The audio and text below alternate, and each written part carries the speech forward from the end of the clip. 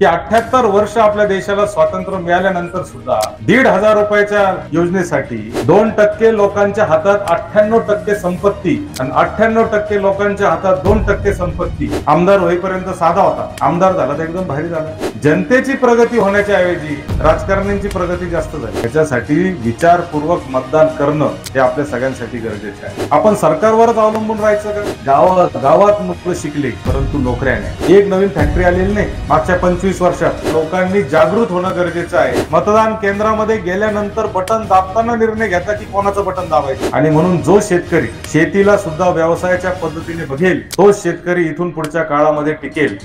मी काय कुठल्या व्याख्याता किंवा वक्ता नाही. मी अतिशय तुमच्या सगळ्यांसारखाच एक सामान्य कार्यकर्ता आहे. समाजकारण राजकारण गेले 23 वर्ष 24 वर्षापासून मी करतोय आणि त्या अनुषंगाने आलेला जो अनुभव मला वेगवेगळ्या क्षेत्रामध्ये आहे ते अनुभव मी बोलण्याचा कायम प्रयत्न करत असतो. त्याच्यातून काही लोकांना प्रेरणा मिळते आणि म्हणून ज्यावेळेस प्रेरणा मिळते त्यावेळेस काही लोक अजून ऐकायला सुरुवात करतात. अशा पद्धतीचा खरं तर माझा हा प्रवास आहे. परंतु मला जेव्हा समीर दादांनी फोन केला, त्यांनी मागच्याही वर्षी मला फोन केला होता की या कार्यक्रमाला आलं पाहिजे आणि मागच्या वर्षी काहीतरी गडबड होती आणि मला शक्य नव्हतं आणि परत आता या वर्षी त्यांनी मला फोन केला की तुम्ही आलंच पाहिजे. आणि आपण पाहतो की आजच्या काळामध्ये माझ्या समोर जेवढे माणसं बसलेले आहेत एवढे माणसं जर गोळा करायचे असतील एखाद्या राजकीय पुढाऱ्याला तर किती गाड्या लावा लागतील तुम्हाला अंदाज आहे का? किती गाड्या घोड्या काय करावं लागेल तेव्हा एवढे माणसं गोळा होतात. आणि मग आपल्या देवगाव सारख्या गावामध्ये जर एवढ्या मोठ्या संख्येने लोक येत असतील आणि या ठिकाणी वैचारिक देवाणघेवाण करत असतील तर मला असं वाटलं की आपण या कार्यक्रमाला नक्की गेलंच पाहिजे. आणि म्हणून मी आज आपल्या समोर या ठिकाणी आलेलो आहे. मी आपल्या ग्रामपंचायतीचे आपल्या सर्व नेते मंडळीचे समीर दादा असेल, सचिन पाटील असतील, शेतकी संघाचे संचालक सचिन पाटील असतील, ईश्वर झरे पाटील गट शिक्षण अधिकारी असतील, डॉक्टर शांताराम पाटील असतील, सचिन पाटील शिक्षक बँकेचे संचालक असतील, या सगळ्यांचा विशेष करून मी आभार मानतो की त्यांनी मला आज या ठिकाणी बोलवलं आणि माझे मत आपल्या समोर मांडण्याची संधी दिली. मला ज्यावेळेस फोन आला आणि मला सांगितलं की तुम्ही या आणि तुम्ही काहीतरी आमच्या देवगाव मधल्या ग्रामस्थांबरोबर काही चर्चा करा, तेव्हा साहजिकच माझ्या मनामध्ये विचार आला की आपण काय बोललं पाहिजे. आजची जी समाजाची परिस्थिती आहे, आजची जी राज्याची परिस्थिती आहे, देशाची परिस्थिती आहे आणि फक्त आपल्याच देशाला कशाला नाव ठेवायचं तर जगामधली जी परिस्थिती आहे ही सगळी परिस्थिती पाहता मला असं वाटतं की आता लोकांनी जागृत होणं गरजेचं आहे. 1947 ला जेव्हा आपला देश स्वतंत्र झाला त्यावेळेस या देशामध्ये फक्त 5-6% लोकांनाच लिहिता वाचता येत होतं. मुलींना तर शाळा कॉलेजमध्ये जायला सुद्धा बंदी होती. क्रांतीज्योती सावित्रीबाई फुलेंना त्यांचे पती महात्मा ज्योतिबा फुलेंनी थोडंफार शिकवलं आणि मुलींची शाळा पुण्यामध्ये चालू केली. त्याच्यातून थोड्याफार मुली शिक्षण घेत होत्या. म्हणजे एकंदरीतच देशाची जी साक्षरतेची जी टक्केवारी होती ती 5-6% होती. त्याच्यात महिला किती असतील याचा तुम्ही अंदाज करू शकता. आणि आज 2024 साली ज्यावेळेस आपण ती आकडेवारी पाहतो तर आज जवळजवळ 90% लोकांना आपल्या देशामध्ये लिहिता वाचता येत आहे. पण 90% लोकांना लिहिता वाचता येतंय पण विचार किती लोकांना करता येतोय हा खऱ्या अर्थाने आज आपल्या सगळ्यांच्या समोर फार मोठा प्रश्न आहे. आणि म्हणून ज्यावेळेस मला समीरदांनी सांगितलं की कोणत्या विषयावर बोलणार तेव्हा माझ्या मनामध्ये एक विचार आला की लिहायला वाचायला तर आपल्याला यायला लागलेलं आहे, पण आता विचार करण्याची वेळ आलेली आहे. आणि विचार करत असताना तो दोन गोष्टीमध्ये केला पाहिजे.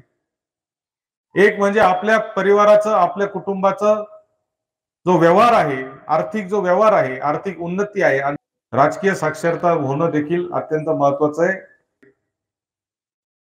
तर आपल्या सगळ्या लहान मुलांपासून म्हाताऱ्या माणसापर्यंत सगळ्यांना आर्थिक दृष्ट्या साक्षर करणं अत्यंत गरजेचं आहे. त्याला बँकेत कसं जायचं माहित पाहिजे, पैसे कसे कमवायचे ते माहित पाहिजे, पैसे वाढवायचे कसे ते माहित पाहिजे, पैशाची बचत कशी करायची ते माहित पाहिजे. आणि म्हणून आर्थिक साक्षरता ही आपल्या सगळ्यांसाठी अत्यंत महत्वाची आहे. आणि दुसरी जी साक्षरता आपल्या सगळ्यांना महत्वाची आहे ती म्हणजे राजकीय साक्षरता आपल्याला महत्वाची आहे. आजही आपल्या देशामध्ये 50% लोक मतदानाच्या दिवशी मतदान केंद्रामध्ये गेल्यानंतर बटन दाबताना निर्णय घेतात की कोणाचं बटन दाबायचे. 5-25% लोक हे माणूस पाहून किंवा पक्ष पाहून किंवा विचार पाहून मतदान करतात. आणि 5-25% कसे करतात तुम्हाला सांगायची गरज नाही. आणि मग त्यामुळे अनेक वेळा आपले निर्णय बदलतात, चुकतात. आणि निर्णय चुकल्यानंतर आपण खड्ड्यातून गाडी जेव्हा जाते तेव्हा पहिली शिवी आपल्या तोंडातून येते ती त्या ग्रामपंचायत सदस्याला, त्या नगरसेवकाला, त्या आमदाराला, त्या खासदाराला, का आपण झक मारली आणि याला मतदान केलं. परंतु ज्या वेळेस आपल्याला मतदान करायचं असतं त्यावेळेस मात्र आपण हा विचार कधीही करत राजकीय साक्षरता होणं देखील अत्यंत महत्वाचं आहे. त्या देशामध्ये राजकीय साक्षरता होणं देखील अत्यंत महत्वाचं आहे. आणि म्हणून हा विषयावर आपल्याशी चर्चा करावी असं मला वाटलं. इथे इतक्या मोठ्या संख्येने महिला बसलेल्या आहेत. महिलांना आर्थिक साक्षरता शिकवण्याची गरज नाही असं माझं ठाम मत आहे. शिकवायची गरज आहे का तुम्हाला? पैसे कसे वाचवायचे? नोटबंदी जेव्हा झाली तुम्हाला माहिती आहे का? नोटबंदी झाल्यावर गुपचूप पैसे निघाले. बाया म्हणू लागल्या घरच्यांना की हे बँकेत पैसे जमा कसे करायचे ते सांगा. हे बाबा म्हणला तुझ्याकडे एवढे पैसे आले कुठून? मग तेव्हा त्यांनी सांगितलं की जेव्हा जेव्हा घरात पैसे येत होते तेव्हा तेव्हा थोडे पैसे मी पोरीच्या लग्नासाठी, पोराच्या लग्नासाठी, शिक्षणासाठी बाजूला काढत होते. आणि म्हणून भारतीय माणसाच्या रक्तामध्ये आणि विशेष करून भारतीय महिलांच्या रक्तामध्ये बचत ही अक्षी भिनलेली आहे. म्हणजे आपल्याकडं टूथपेस्ट सुद्धा आपण वापरतो ना, पार ती शेवटची राहिलेली ते पार कापून त्याच्यातून पेस्ट काढेपर्यंत आपण बदलत नाही. साडीला जर कुठं फाटली साडी तर आपण त्याला थिगळ लावू, परंतु आपण त्याच्यामध्ये वाह्यात खर्च करत नाही. हा आजपर्यंतची आपली पद्धत आहे. आणि म्हणूनच हा देश, एवढे सगळे देश आर्थिक अडचणीमध्ये आले जगातले अमेरिकेसह, परंतु भारत आर्थिक अडचणीत यासाठी येत नाही कारण भारताची जेवढी अर्थव्यवस्था एका बाजूला आहे तेवढीच मोठी अर्थव्यवस्था प्रत्येकाच्या घरामध्ये सुद्धा आहे. प्रत्येकाने पैसे जपून ठेवलेले आहे आणि म्हणून आपण आजपर्यंत आर्थिक अडचणीत आलो नाही. परंतु आता जमाना बदलत चाललेला आहे. मागच्या 25-30 वर्षामध्ये ज्या पद्धतीचे मुलं मुली कॉलेजला जाऊ लागले, शाळेला जाऊ लागले, त्यांना आता वेगवेगळे खर्च कळायला लागले. मला हेच पाहिजे, मला तेच पाहिजे. आपण पाहतो की आजकाल लग्नांमध्ये तुम्ही जात असाल, लग्नांमध्ये गेलं तर तुम्हाला सांगतो पहिलं असं असायचं की पाहुणे रावळे यायचे, लग्न एका दिवसामध्ये उरकायचं. आता 3-3, 4-4 दिवस लग्न चालतात. लग्नामध्ये आजकाल आपण पाहतो की मुलगा मुलगी पहिलं बस्ता बांधायला मुलांनी मुलीला पाहिलेलं नसायचं, मुलींनी मुलाला पाहिलेलं नसायचं. आता मुलगा मुलगी कपडे घ्यायला एकटेच जातात, कपडे घेतात. प्री वेडिंग शूटिंग नावाचा नवीन प्रकार सुद्धा आपल्याकडे ग्रामीण भागात आलेला आहे. तुमच्याकडे आहे का नाही मला माहित नाही, पण आमच्याकडे लग्नाचे होर्डिंग सुद्धा, पोस्टर बी लागतात. तुमच्याकडे लागतात का? अजून नाही लागत, येतीलच काही दिवसात. पत्रिका छापायची, गावात बोर्ड लावायचा, मुलीचा मुलाचा फोटो टाकायचा. म्हणजे प्रत्येक गोष्टीमध्ये वाह्यात खर्च हा आपला चालू झाला. आजही आपल्या मुलांना कशा पद्धतीने बँकेचे खाते उघडायचे, लहान लहान मुलांना ते माहित नाही. बँकेचे व्यवहार कसे करायचे माहित नाही. आणि म्हणून आपण पाहतो की जगामध्ये एवढा मोठा देश आहे आपला, 150 कोटी लोकांचा देश आहे. पण आपल्या 150 कोटी लोकांच्या देशामध्ये जगामध्ये जे टॉपचे 10 श्रीमंत लोक आहेत त्याच्यात एक पण भारताचा माणूस नाही. पहिले 50 जे लोक आहेत, जगामधले श्रीमंत असलेले पहिले 50 जे लोक आहेत त्याच्यात फक्त 2च भारतीय आहेत. कोण आहे माहिती का? कोण असतील सांगा बरं? रतन टाटा पण नाही राहिला भाऊ आता. टाटा बिर्ला गेले, आता अदानी आणि अंबानी आले. मग आता अदानी आणि अंबानींचा धंदा काय? अदानी आणि अंबानींचा धंदा हा 100% सरकारी कामांवर अवलंबून असलेला धंदा आहे. आणि जगातले जे टॉपचे 10 श्रीमंत लोक आहेत, एकाचाही धंदा सरकारी नाहीये. म्हणजे भारतातले जे लोक श्रीमंत झाले, अंबानी असतील किंवा अदानी असतील, हे सरकारच्या जीवावर मोठे झालेले लोक आहेत. सरकारच्या म्हणजे कोणाच्या? सरकारकडे पैसा कुठून येतो? आपलाच पैसा सरकारकडे जातो. आपणच कर भरतो, टॅक्स भरतो, त्या पैशातून मोठे झालेले अदानी आणि अंबानी आहे. मात्र जगामध्ये जे टॉपचे 10 लोक श्रीमंत आहेत, ते 10च्या 10 लोक पहिल्या पिढीतले उद्योजक पण आहेत आणि सरकारी व्यवसायावर अवलंबून नसलेले आहेत. तुमच्या हातात असलेले मोबाईलच्या कंपन्यांचे मालक असतील, गाड्यांच्या कंपन्यांचे मालक असतील, हे सगळे लोक जगातले फेसबुक असेल, फेसबुकचा मालक असेल, गुगलचा मालक असेल, हे सगळे लोक जगातले सगळ्यात श्रीमंत लोक आहेत.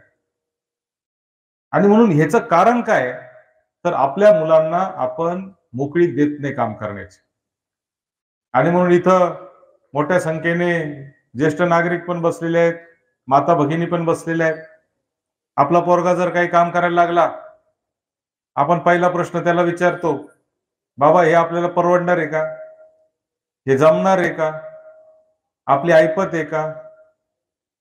आणि मग ते विचारलं की तो मुलगा किंवा ती मुलगी 50% मागं पडते.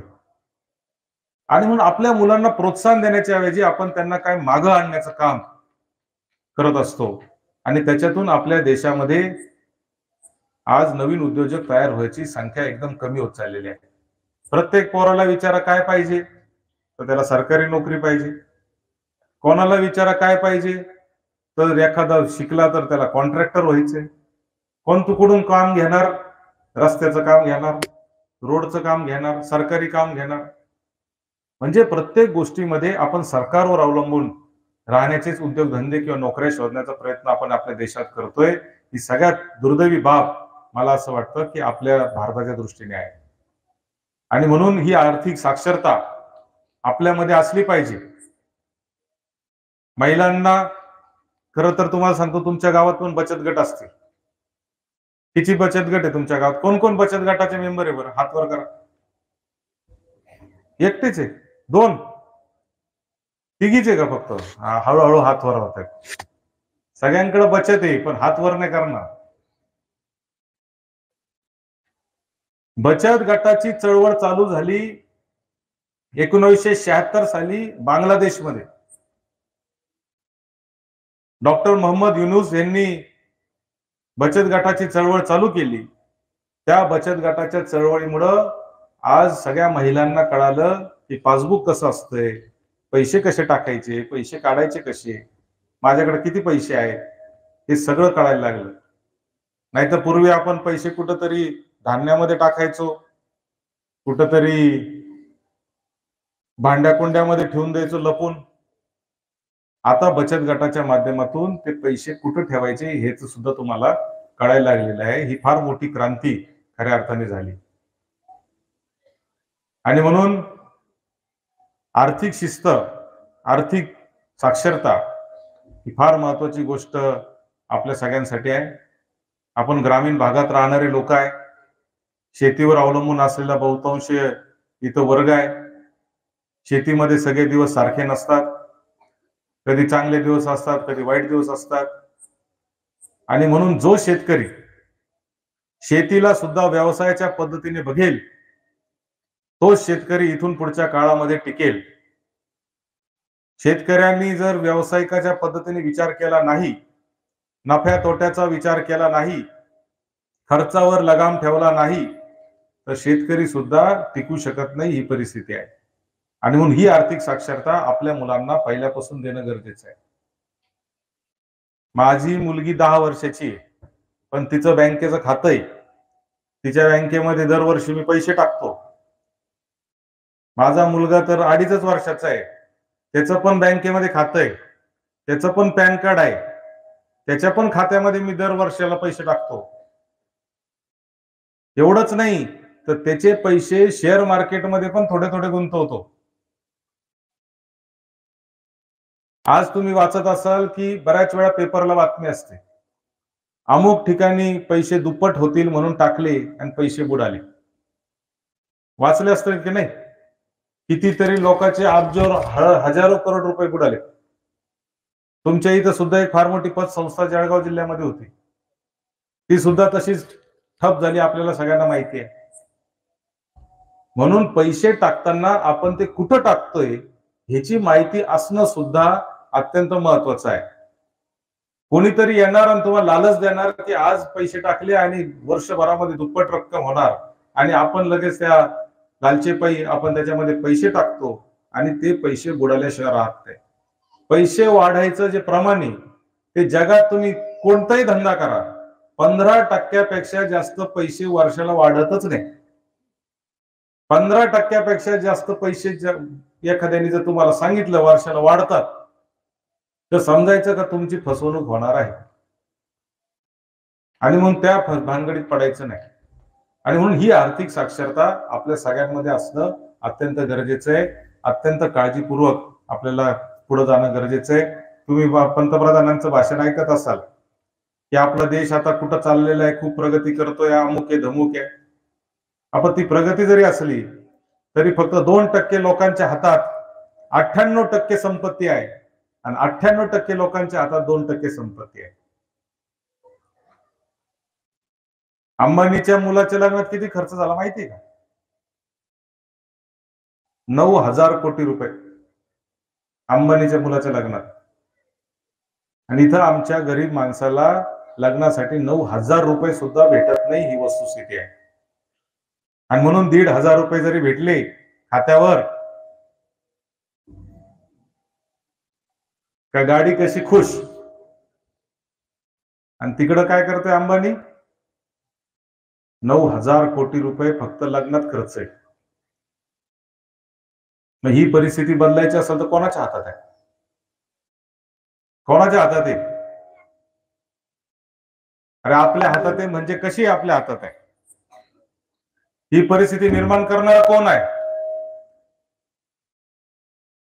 2% लोकांच्या हातात 98% संपत्ती, आणि 98% लोकांच्या हातात 2% संपत्ती. हा जो विरोधाभास आहे हा कोणामुळे तयार झालेला आहे? हा राजकारण्यांमुळे तयार झालेला आहे.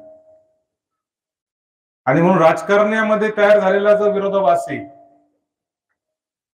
तो राजकारण्यामध्ये जी जबाबदारी दिली जाते काम करण्याची, ती कोण देतं? आपण देतो. आणि मग आपण पाहतो की एखादा साधा, तुम्हाला सांगतो, पंचायत समिती सदस्य झाला, झेडपी सदस्य झाला, तरी त्याला आमदारकीचे स्वप्न पडायला लागतं. एखादा आमदार झाला तर त्याला मंत्री व्हायचे स्वप्न पडायला लागतात. एखादा मंत्री झाला तर त्याला मुख्यमंत्री व्हायचे स्वप्न पडायला लागतात. आणि कशासाठी व्हायचं? आम्ही पाहिलेले कितीतरी उदाहरणं अशी आहेत की तो आमदार होईपर्यंत साधा होता, आमदार झाला तर एकदम भारी झाला, भारी गाडीत फिरायला लागला, मग हे सगळं जे चक्र निर्माण झालं याच्यासाठी विचारपूर्वक मतदान करणं हे आपल्या सगळ्यांसाठी गरजेचं आहे. आपला देश जो आहे तो अतिशय संकटामधून चाललेला देश आहे. 78 वर्षांपूर्वी आपल्या देशाला स्वातंत्र्य मिळालं. महात्मा गांधींनी, पंडित जवाहरलाल नेहरूंनी, सरदार वल्लभभाई पटेलांनी, मौलाना आझादांनी या सगळ्या लोकांनी आपल्या देशाला स्वातंत्र्य मिळवून दिलं. आणि आपल्या देशाला स्वातंत्र्य मिळवून दिल्यानंतर मागच्या 78 वर्षात आपल्या देशाने मोठी प्रगती केली. पण ती प्रगती करत असताना जनतेची प्रगती होण्याच्या ऐवजी राजकारण्यांची प्रगती जास्त झाली, पुढाऱ्यांची प्रगती जास्त झाली. आता मला आजच एका पत्रकारांनी प्रश्न विचारला की लाडकी बहीणच्या बाबतीत तुमचं काय मत आहे? काय मत आहे व तुमचं? किती जण खुश आहे बरं लाडकी बहीण? हात वर करावा. लाडकी बहीण मिळाली नाही का? समीर दादा काय आले की नाही गावात? कोणीच हात वर करा ना. कोणाकोणाचे खाते बरं लाडकी बहीणचे? हात वर करा.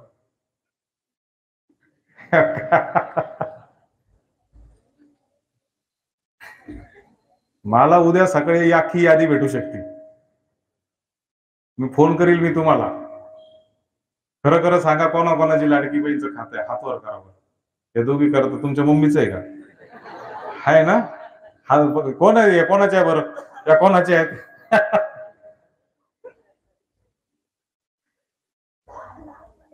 लाडकी बहीण बद्दल मला एका पत्रकाराने प्रश्न विचारला की लाडकी बहीण बद्दल तुमचं काय मत आहे?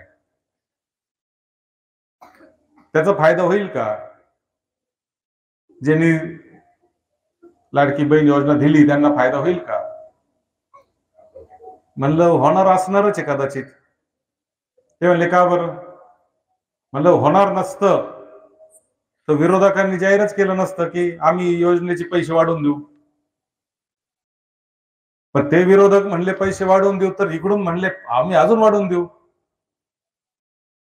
मग लाडकी बहीण नंतर लाडके भाऊ जागे झाले. ते म्हणले आमच्या वाट्याला तर काहीच नाही. मग मुख्यमंत्री काय ती योजना आली ना, युवा रोजगार योजना आली. ग्रॅज्युएट असेल तर 10,000 रुपये महिना, डिप्लोमा असेल तर 6,000 रुपये महिना. मग पोरं पण खुश झाले. म्हणले चला आपलं काही नाही तर 6 महिने भेटणार आहे. पण माझा प्रश्न तुम्हाला असा आहे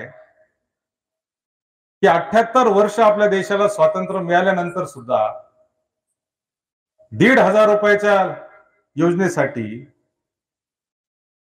किंवा या बेरोजगार मुलांच्या भत्त्यासाठी आपण सरकारवरच अवलंबून राहायचं का? सरकारच तुम्हाला सगळी मदत करणार का? सरकार कोणाचं असो, कोणत्याही पक्षाचं असो, ही योजना वाईट आहे असं मी म्हणणार नाही. चांगली योजना आहे. चांगली या अर्थी आहे की 1,500 रुपये जे खात्यामध्ये जाणार आहे ते पैसे शेवटी बाजारात येणारच आहे. 500 रुपये तुम्ही साईडला ठेवाल पण 1,000 रुपये तर खर्च कराल. घरातल्या गावातल्या किराणा दुकानावाल्याचं दुकान चालणार आहे, गावातल्या कपड्यावाल्याचं दुकान चालणार आहे, गावातल्या भाजीबाई विकणाऱ्याचं दुकान चालणार आहे. चालणार तर आहे. पैसे शेवटी कुठं जाणार आहे? बाजारपेठेतच जाणार आहे. त्याच्यामुळे वाईट असं नाहीये. पण प्रत्येक गोष्टीमध्ये सरकारवर अवलंबून राहण्याचं कारण काय? आणि म्हणून या देशामधल्या गरीब माणसासाठी, सामान्य माणसासाठी त्याला मुख्य प्रवाहामध्ये आणण्याचा जो विचार महात्मा गांधींनी ठेवला होता आणि त्याला नाव होतं सर्वोदय. सर्वोदय म्हणजे सर्वांचा उदय. जर या देशामध्ये 78 वर्षामध्ये 500 जर अंबानी तयार झाले असते तर मी मान्य केलं असतं. पण ते होऊ शकले नाही. आणि याचा सगळा दोष जो आहे तो तुमचा आमचा आहे. कारण आपण राजकीय दृष्ट्या न विचार करता आपण मतदान करणारी माणसं आहोत. मी तुमच्या गावाला दोष देणार नाही, ते तुमच्या तालुक्याला देणार नाही, जिल्ह्याला देणार नाही, राज्यालाही देणार नाही. सगळ्या देशामध्ये ही परिस्थिती आहे. आणि म्हणून राजकीय दृष्ट्या विचार करून मतदान करणारा माणूस जोपर्यंत या देशामध्ये तयार होत नाही तोपर्यंत या देशाला कोणी वाचू शकत नाही. ही वस्तुस्थिती आहे. आजही आपण आपल्या जातीचा आहे का, आपला नात्यागोत्यातला आहे का, याचाच विचार करतो. आणि मग एखादा चांगला असतो त्याच्यावर अन्याय होऊन जातो. आणि म्हणून ही राजकीय साक्षरता असणं मला असं वाटतं की अत्यंत महत्वाचं आहे आपल्या भविष्याच्या पिढीसाठी. आता इथं मोठ्या प्रमाणात माता भगिनी बसलेल्या आहेत. आता या माता भगिनींचं सगळ्यात मोठं टेन्शन काय माहितीये का, आपल्या पोराबाळांचं होणार काय, त्याचं टेन्शन सगळ्या आयांना आहे. बापांना थोडं कमी असतं, पण आयांना फुल टेन्शन तेच असतं की आपल्या मुलांचं आता काय होणार, आपल्या मुलांचं कसं होणार, आपल्या मुलीचं कसं होणार, आपल्या मुलाला कोण मुलगी देणार, हे टेन्शन आता आपल्यामध्ये आहे. आणि म्हणून आपण पाहतो हे टेन्शन का वाढलं. गावात मुलं शिकले परंतु नोकऱ्या नाही. काय परिस्थिती आज जळगाव जिल्ह्यामध्ये. एक नवीन फॅक्टरी आलेली नाही मागच्या 25 वर्षात. आली का सांगा कोणी. एक रेमंड कंपनी तिथं जळगावला आहे ज्याच्यामध्ये 3-4 हजार लोक नोकरीला असतील. धुळे जिल्ह्यामध्ये काय परिस्थिती आहे, नवीन एकही फॅक्टरी आली नाही. नाशिक जिल्ह्यात काय परिस्थिती आहे, नवीन एक पण फॅक्टरी आली नाही. नवीन कारखानेच येत नाही. नवीन कारखाने आले नाही, नोकऱ्या मिळणार नाही. नोकऱ्या मिळाल्या नाही, मुलांच्या हाताला काम मिळणार नाही. आणि ही जी परिस्थिती निर्माण झालेली आहे ह्याच्यामध्ये सोपं गणित असं झालंय, कोणत्याही पुढाऱ्याला तुमची चिंता नाही. तुमची चिंता कोणत्याही पुढाऱ्याला नाही, कारण तुमचे मत कसे घ्यायचे ते सगळ्याला कळालेलं आहे. तुमचे मत कसे घ्यायचे हे प्रत्येक पुढाऱ्याला माहिती आहे. आणि त्याच्यामुळे कोणताही पुढारी जो आहे तो तुमची आता मताची किंमत करायला लागलेला आहे. आणि म्हणून तो तुमच्या मताला आता लक्ष देत नाही की ह्याला काय पाहिजे. आणि म्हणून मला असं वाटतं की ही राजकीय साक्षरता असणं आपल्या दृष्टीने अत्यंत महत्वाचं आहे. एवढा मोठा देश आहे, इतक्या जाती धर्माचे लोक राहतात, इतक्या पंथांचे लोक राहतात. इथं भारत माताचं इथं गीत आपल्या गावातल्या कला मंचाच्या लोकांनी सादर केलं. काय सुंदर गाणं होतं. एवढ्या जाती धर्माचे लोक आपल्याकडे राहतात, काश्मीर पासून कन्याकुमारी पर्यंत राहतात. कुठं टोपी घालतायत तर कुठं लुंगी घालतायत. आपला देश किती भारी आहे. आपला देश इतका भारी आहे की दर 14 मैलाला आपली भाषा बदलते, दर 14 मैलाला खान पाण्याची पद्धत बदलते. तुम्ही अमेरिकेला गेला किंवा दुसऱ्या देशात गेला ना, अमेरिका भारतावर इतकाच मोठा देश आहे किंवा भारतापेक्षाही मोठा देश आहे क्षेत्रफळाने, पण तुम्ही कोणत्याही भागात जा अमेरिकेच्या एकाच टाईपचं खायला प्यायला भेटतं, वेगळं नाही. आपल्याकडं तुम्ही कोणत्याही जिल्ह्यात जा वेगळाच खाण्याची पद्धत आहे, वेगळीच बोलण्याची पद्धत आहे, राहायची पद्धत वेगळी आहे. आणि म्हणून एवढा विविधतेने नटलेला हा देश आहे. या सगळ्या लोकांना एकत्र ठेवण्याचं काम खऱ्या अर्थाने आपल्याला करायचंय. ही संतांची भूमी आहे. संत तुकाराम असतील, संत ज्ञानेश्वर असतील, यांची भूमी ही महाराष्ट्र आहे. सगळ्या जाती धर्माच्या लोकांना घेऊन चालणारी ही भूमी आहे. या भूमीमध्ये मला असं वाटतं की खूप मोठी ताकद आहे आणि त्या ताकदीच्या जीवावरच आजपर्यंत आपला देश आणि आपलं राज्य जे आहे ते टिकून राहिलेलं आहे. आणि म्हणून हा देश पुढे न्यायचा असेल, हे राज्य पुढे न्यायचं असेल, भविष्याच्या पिढ्या इथं बसलेले हे जे मुलं आहेत, हे लहान लहान जे मुलं आहेत, या मुली आहेत, यांच्यासाठी जर आपल्याला काही काम करायचं असेल तर ह्या देशाची बागडोर जी आहे ती चांगल्या लोकांच्या हातात असणं अत्यंत गरजेचं आहे. चुकीच्या माणसाच्या हातात जर घरचा कारभार गेला तर काय होतं माहिती आहे. चुकीच्या माणसाच्या हातात जर गावची ग्रामपंचायत गेली तर काय होतं माहिती आहे ना? चुकीच्या माणसाच्या हातात जर तुमची एखादी सहकारी संस्था गेली तर काय होतं माहिती आहे ना? आणि म्हणून चुकीच्या माणसाच्या हातात हा देश जाता कामा नये. त्या चुकीचे माणसं कोणतेही असतील त्यांना आपल्याला विचार करून खऱ्या अर्थाने बसवलं पाहिजे.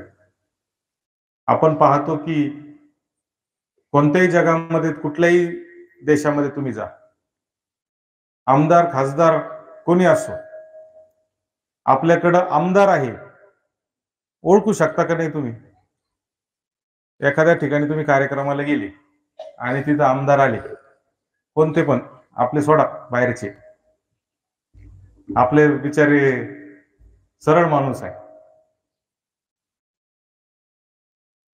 साधा माणूस आहे, परंतु जर तुम्ही पाहिले काही काही आमदार कसे राहतात, तो त्याच्या मागे 2 4 5 बॉडीगार्ड, ते लोकांना धक्के मारणार, लोक त्याच्यामधून चालणार. आमदार ओळखणं लय सोपं आहे, तुम्हाला सांगतो. कुठेही गर्दीत माणूस ओळखला ना की लगेच ओळखू शकतो आपण. पण जगात तसं नाहीये. जगामध्ये तो आपल्यासारखा सामान्य माणूस असतो, तुमच्या आमच्या सारखेच कपडे घालतो, तुमच्या आमच्या सारखाच राहतो. आणि म्हणून ही जी गोष्ट आहे, मला असं वाटतं की आपल्या देशामध्ये हा सगळा बदल होणं अत्यंत गरजेचं बाब आहे. मी आज तुमच्या गावामध्ये पहिल्यांदा आलो, पण मी गावात एंट्री केल्या केल्या तो रस्ता बघितला. इतका छान रस्ता तयार केलाय, लाईट छान लागलेली आहे, गावातली स्वच्छता पण चांगल्या पद्धतीची आहे. मी 10 वर्ष जिल्हा परिषद सदस्य होतो, 10 वर्ष.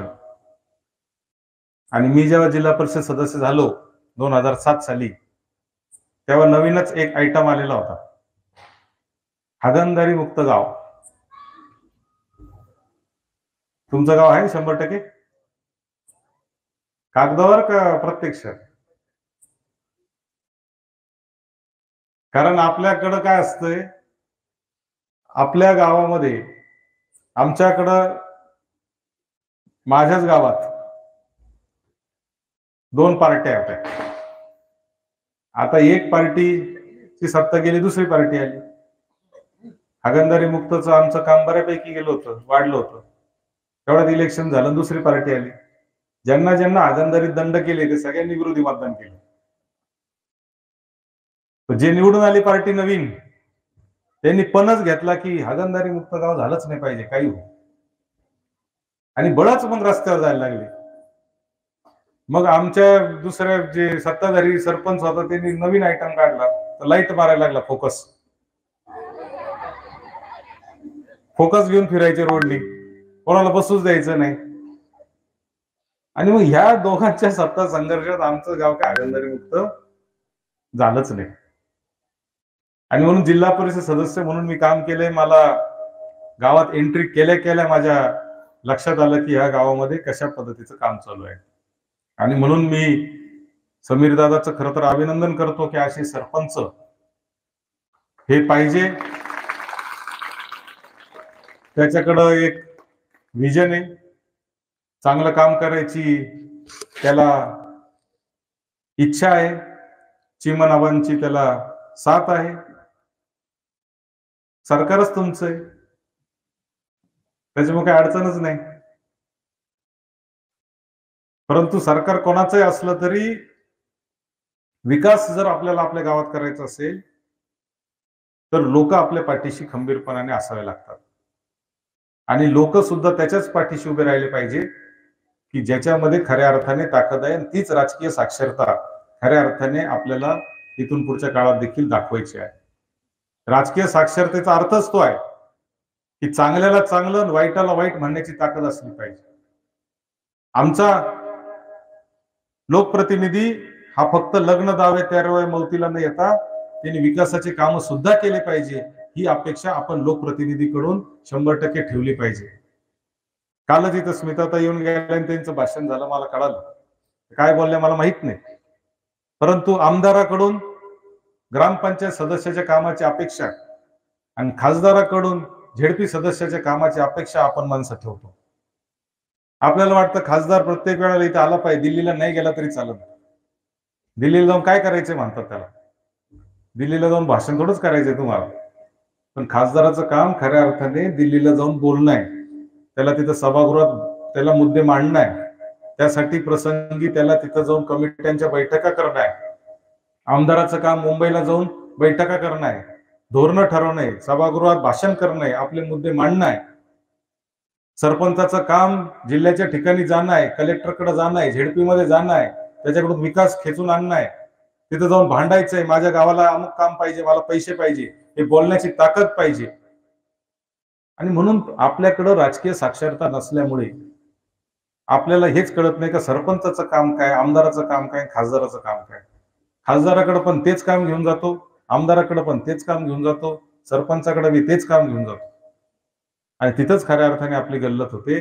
आणि म्हणून लोकप्रतिनिधी, मग नंतर लोकप्रतिनिधीला एकदा कळायला लागलं, माणसाला कळायला लागलं की विकास केला नाही तरी चालतंय, फक्त सुखदुःखातच जायचंय, तर तो फक्त सुखदुःखातच येत राहील तुमच्या. तुमचे पोरं बेरोजगार होतील, तुमच्या मुलांना नोकऱ्या मिळणार नाही, तुमच्या मुलांना कामधंदा मिळणार नाही, परंतु तरी तुम्ही खुश राहाल, कारण आपला आमदार आपल्या सगळ्या सुखदुःखात येतो. हेच आपल्यासाठी महत्वाचं राहील. आणि म्हणून मला असं वाटतं की ही राजकीय विचार करण्याची ताकद ही आपण सगळ्यांनी केली पाहिजे. इथं तरुण मंडळी मोठ्या संख्येने बसलेली आहे. तरुण मंडळीला माझं आव्हान आहे की तुम्ही अभ्यास केला पाहिजे, चांगल्याला चांगलं, वाईटाला वाईट म्हणण्याची ताकद तुमच्यामध्ये असली पाहिजे. वाचन तुम्ही त्याच्यासाठी केलं पाहिजे आणि तुम्ही देखील चांगल्या लोकांच्या पाठीशी उभं राहिलं पाहिजे, त्याला प्रोत्साहन दिलं पाहिजे, त्याला पुढे काढून दिलं पाहिजे. जोपर्यंत चांगले माणसं राजकारणामध्ये पुढे जाणार नाही तोपर्यंत राजकारण सुधारणार नाही, आणि जोपर्यंत राजकारण सुधारणार नाही तोपर्यंत या देशातल्या सामान्य माणसाला न्याय मिळू शकत नाही. या देशातल्या सामान्य माणसाला जर न्याय द्यायचा असेल तर आपल्याला चांगल्या लोकांना लोकसभेमध्ये, विधानसभेमध्ये, जिल्हा परिषदेमध्ये, पंचायत समितीमध्ये सगळीकडे पाठवलं पाहिजे, तरच या देशातली राजकारण सुधारल्याशिवाय राहणार नाही. नाही तर काही माणसं आपण पाहतो रोज आजकाल टीव्हीवर येतात, एकमेकाला नाही त्या म्हणजे डिक्शनरी मध्ये सापडणार नाही इतक्या वेगवेगळ्या प्रकारच्या शिव्या त्यांच्याकडे आहेत, कोणत्या डिक्शनरीत सापडणार नाही. आणि आपण पण करमणूक म्हणून त्यांचे व्हिडिओ पाहत बसतो आणि मग आपण म्हणतो काय बोलला राव, भारीच बोलला. यांनी उत्तर दुसऱ्या दिवशी काय उत्तर दिलं राव, भारीच उत्तर दिलं. अरे तो याला बोलतोय, तो ह्याला बोलतोय, पण तुमचं काय चाललंय, तुमच्या जीवनात त्याचा काय बदल पडलाय, हा खऱ्या अर्थाने विचार तुम्हाला करायचा आहे. आणि म्हणून आपण जोपर्यंत विचार करणार नाही तोपर्यंत आपण साक्षर झालेलो नाही. जो माणूस विचार करत नाही तो निरक्षरच आहे. त्याला लिहिता वाचता येत असेल, त्याचं अक्षर चांगलं असेल, त्याला इंग्लिश बोलता येत असेल, पण तो जो विचार करू शकत नसेल आणि विचार करून जर तो आपल्या प्रपंचाची, आपल्या कुटुंबाची, आपल्या गावाची, आपल्या तालुक्याची, देशाची सेवा करू शकत नसेल तर तो माणूस माझ्या दृष्टीने साक्षर नाही. आणि म्हणून आज मी मुद्दाम हा विषय बोलण्यासाठी त्याला सांगितलं की समीर दाला की मी हा विषय बोलणार आहे. कडू विषय बऱ्याच लोकांना आवडत नाही, प्रत्येकाला गोड गोड ऐकायची सवय लागलेली आहे, प्रत्येकाला असं ऐकायची सवय लागली जी समोरच्याला आवडल, कारण टाळ्या पडल्याच पाहिजे, हसलेच पाहिजे, एवढीच एक अपेक्षा वक्त्याची असते. पण माझी ती अपेक्षा नाही. म्हणून मला जे मनामध्ये आलं ते मला तुम्हाला सांगणं माझं कर्तव्य आहे. आणि तुमच्या डोक्यामध्ये ते घालणं आणि याच्यातले 10% लोकांच्या जरी डोक्यावर त्याच्यामध्ये सकारात्मक परिणाम झाला तरी मी असं समजतो की या गावाला आल्याचं चीज, माझं झालेले 300 किलोमीटरहून आल्याचं चीज जर करायचं असेल तर पुढच्या काळामध्ये या तरुण पिढीतूनच्या हातून चांगलं काम घडावं एवढीच माझी माफक खऱ्या अर्थाने अपेक्षा आहे. आणि म्हणून राजकारण करत असताना ते आपल्या स्वतःच्या स्वार्थासाठी नाही, आपलं पोट भरण्यासाठी नाही, आपलं घर भरण्यासाठी नाही, तर या देशातल्या, आपल्या गावातल्या, तालुक्यातल्या, जिल्ह्यातल्या सामान्य माणसाच्या जीवनामध्ये बदल करण्यासाठी राजकारण केलं पाहिजे. आणि असे जे लोक असतील त्यांनाच पुढे काढून देण्याची जबाबदारी खऱ्या अर्थाने जनता म्हणून तुमची, आमची सगळ्यांची आहे. ती खऱ्या अर्थाने राजकीय साक्षरता आहे. छत्रपती शिवाजी महाराजांचा आपण इथं फोटो लावतो, पण छत्रपती शिवाजी महाराजांच्या विचारावर काम करणारे लोक आपण तयार आहेत का हे आपण पाहिलं पाहिजे. छत्रपती शिवाजी महाराजांचा विचार हा रयतेचा राजा म्हणून आपण पाहत होतो. छत्रपती शिवाजी महाराजांचे कुठं मोठे महाल तुम्ही पाहणार नाही, तुम्ही राजस्थानमध्ये जर गेला, तुम्ही दक्षिण भारतात गेला, तर मोठ्या मोठ्या राजांचे मोठे मोठे महल होते, ऐशारामामध्ये जे जीवन जगत होते. छत्रपती शिवाजी महाराज हे सामान्य गड किल्ल्यांवरच राहत होते, कारण त्यांचा विश्वास त्या गड किल्ल्यांवर आणि ऐशारामामध्ये नव्हता. तर त्यांचा विश्वास, त्यांना जो विचार द्यायचा होता, स्वराज्याचा जो विचार द्यायचा होता, त्याच्यामध्ये होता. जो विचार होता रयतेचा राजा, बहुजन समाजाचा राजा, शेतकऱ्याचा राजा. छत्रपती शिवाजी महाराजांचा जो विचार होता तो महिलांच्या सन्मानाचा होता. पर स्त्रीकडे स्वतःच्या आईप्रमाणे बघणं, हे हा विचार छत्रपती शिवाजी महाराजांचा होता. छत्रपती शिवाजी महाराजांचा विचार सगळ्या जाती धर्माच्या लोकांना बरोबर घेऊन चालण्याचा विचार होता. छत्रपती शिवाजी महाराजांचा विचार हा शेतकऱ्याच्या कल्याणाचा विचार होता. आणि म्हणून या विचाराचे लोक पुढे आले पाहिजे, हा देखील मला असं वाटतं की तुमची आमची सगळ्यांची जबाबदारी आहे. आणि म्हणूनच आज मी हा विषय मुद्दामहून या ठिकाणी निवडला. मला खात्री आहे की इथं महिला वर्ग मोठ्या संख्येने बसलेला आहे.